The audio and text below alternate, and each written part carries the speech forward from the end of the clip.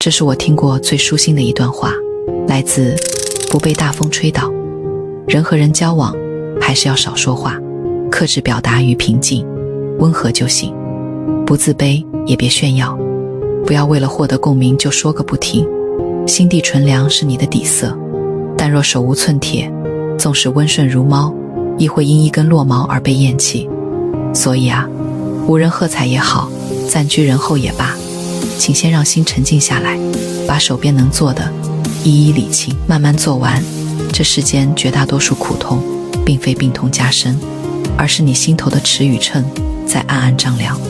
比较，你要相信，人只要心里那簇火苗不熄，暗巷再长，总有走到光亮处的时辰。